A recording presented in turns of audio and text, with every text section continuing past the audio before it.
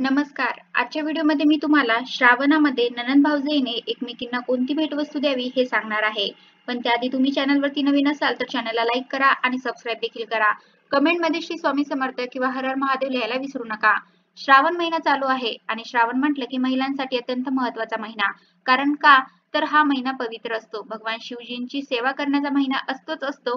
पण त्याचबरोबर सुवासिनींसाठी अत्यंत महत्त्वाच्या गोष्टी असतात. त्या म्हणजे आपले जे अलंकार असतात तर त्या श्रावणामध्ये घालतात.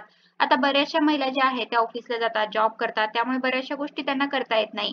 तरी सुद्धा श्रावण महिन्याचं महत्त्व असं आहे की तुम्ही या महिन्यामध्ये हिरव्या रंगाच्या बांगड्या, पायामध्ये जोडवी, पैंजण, नाकामध्ये नथ असेल, कपाळावरती टिकली असेल, कानातले असतील तर या नॉर्मल गोष्टी ज्या आहेत तर त्या आपण घालायला हव्यात. आणि व्यवस्थितरित्या म्हणजे तुमच्याकडे जेवढ्या काही वस्तू असतील ना तेवढ्या तुम्ही एक एक करून या श्रावणामध्ये घालून टाकायच्या आहेत. आणि या का घालतात तर त्यांना असंच म्हणजे असाच मेकअप करायचा फिरायचं असं अजिबात नाही, तर याला काही शास्त्रीय कारणे आहेत. पण धार्मिक दृष्ट्या सुद्धा यांना महत्त्व आहे आणि त्यामुळे आपण या सर्व गोष्टी ज्या आहेत त्या घालत असतो.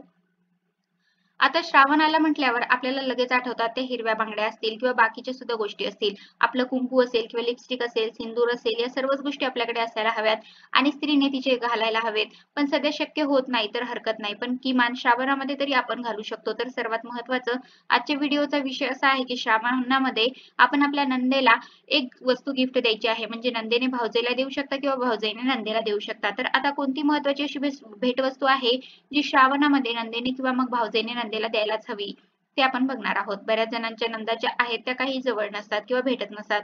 पण श्रावण महिना असा आहे की आपण श्रावण महिन्यामध्ये बघा रक्षाबंधन येतं, नागपंचमी येते, भरपूर असे सण येतात की ज्यावेळी आपण माहेरी जात असतो किंवा नंदा त्यांच्या माहेरी येत असतात आणि त्यामुळे गाठीभेटी सुद्धा होत असतात. तर या गाठीभेटी जेव्हा होतील तेव्हाच तुम्ही ही भेटवस्तू देऊ शकता. शक्य नसेल तर तुम्ही कुरिअर करू शकता. शक्य नसेल तर तुम्ही पैसे देऊन टाकू शकता. पण ही भेटवस्तू नक्की श्रावणामध्ये महिलांनी नंदेला द्यायची आहे. तर श्रावणामध्ये सर्वात महत्त्वाची गोष्ट आहे ती म्हणजे बांगड्या.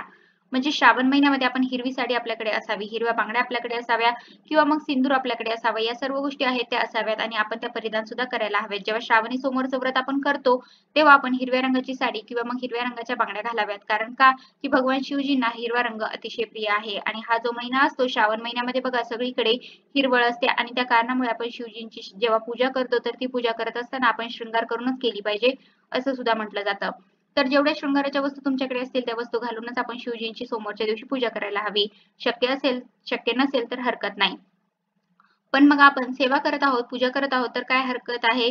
आपण थोडंसं आपल्यासाठी सुद्धा केलं तर. कारण बघा या गोष्टी आहेत या सकारात्मकतेचं प्रतीक आहे. त्या आपल्या शरीरासाठी महत्त्वाच्या असतात आणि आपण या सर्व गोष्टी जर केल्या तर नक्कीच आपली ग्रहस्थिती सुधारते.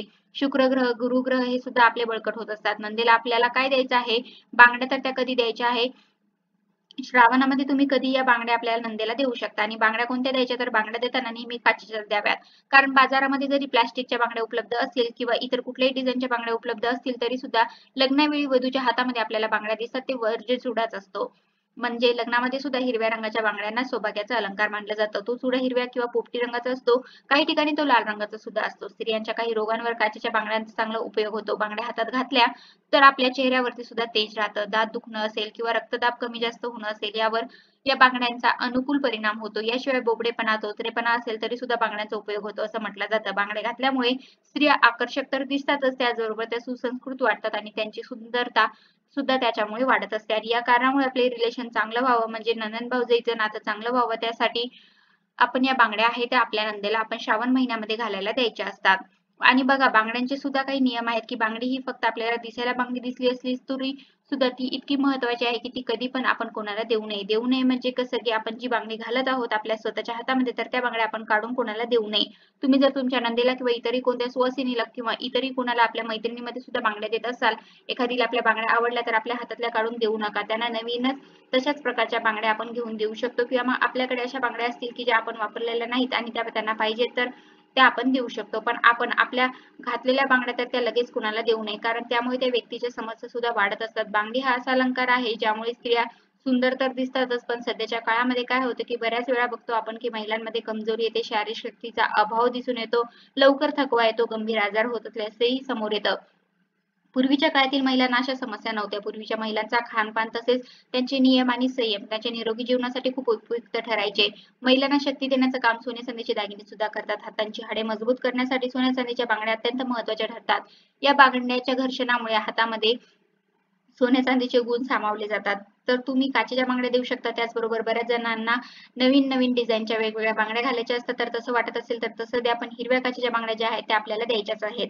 त्याच्यामध्ये तुम्ही वाटलं तर ह्या पण बांगड्या द्या आणि डिझाईनच्या काही बांगड्या हव्या असतील तर त्या सुद्धा देऊ शकता. या धातूंचं किंवा काचेचं जेव्हा घर्षण शरीरावरती होतं तर महिलांचं दीर्घायुष्य वाढतं. त्याचबरोबर असं म्हटलं जातं की पतीचं दीर्घायुष्य सुद्धा वाढतं.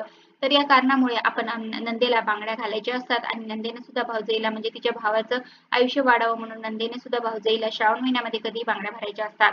बांगड्या भरण्याची प्रथा जी आहे ती तसं पाहिलं तर खूप पूर्वापार चालत आलेली आहे.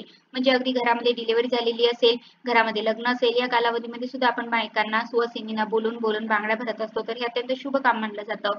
आपल्या पूर्वापार बायका ज्या आहेत त्या हे करतात आणि त्याच्यामुळे आपण सुद्धा श्रावण महिन्यामध्ये आपल्या नंदेला किंवा मग नंदेने भावजेला बांगड्या नक्की भराव्यात. आणि त्याचबरोबर बघा घरामध्ये जेव्हा बांगड्यांचा आवाज येतो तर त्या घरामध्ये नकारात्मक ऊर्जाही दूर होते आणि सकारात्मक ऊर्जा त्या घरामध्ये निर्माण होते. त्यामुळे महिलांनी बांगड्या घालणं सुद्धा आवश्यक आहे.